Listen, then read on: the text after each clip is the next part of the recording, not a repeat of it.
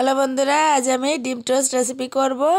দেখেন আমি রেসিপিটা করে গুঁড়ো দুধ দিয়ে সাজিয়ে রেখেছি, দেখতে খুব ইন্টারেস্টিং হয়েছে। আমি এটা তৈরি করার প্রথম উপকরণ দেখাচ্ছি। দেখেন তরল দুধ আছে, কিছু পাউরুটি আছে, ডিম আছে, গুঁড়ো দুধ আর আছে চিনি। প্রথমে ডিমটা আমি ফাটিয়ে নেব। দেখুন বন্ধুরা, ডিম আপনারা আপনাদের স্বাদ অনুযায়ী দিতে পারেন, একটা দুটো যে যেমন দেবেন। প্রথমে আমি ডিমটা নিয়েছি, তার সাথে একটু চিনি, 2 চামচ চিনি দিয়ে দিছি। দিয়ে আমি ডিমটা ভালো করে চামচের সাহায্যে ভালো করে ফেটিয়ে নিলাম। এটা আপনারা ভালো করে ফেটিয়ে নিলে চিনিটা গলে যাবে। এবং এবার আমি তরল দুধ দিচ্ছি। এটা হালকা পরিমাণে দুধ দেবেন, যাতে এই গুলাটা বেশি ঘন না হয় বা বেশি পাতলা না হয়। চামচের সাহায্যে এভাবে ভালো করে মিশিয়ে নেবেন। মিশিয়ে দেখেন বন্ধুরা কিভাবে মিশানো হয়েছে।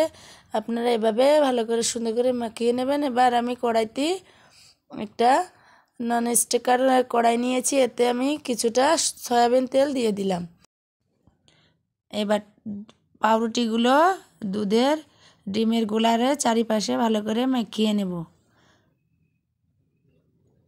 মাখানো হয়ে গিয়েছে। আমি এবার ওইটা কড়াইতে গরম তেলের ভিতর একটা একটা করে দিয়ে দেব।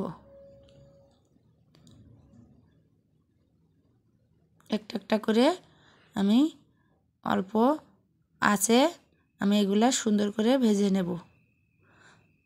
একটা একটা করে আপনারা সুন্দর করে পাতিয়ে দেবেন, দিয়ে খুন্তির সাহায্যে উল্টো পাল্টা করে ভেজে নেবেন, যাতে না পুড়ে যায়। দেখেন বন্ধুরা কি সুন্দর একটা কালার আসছে, আর সবগুলো পাউরুটি ভাজা হয়ে গিয়েছে।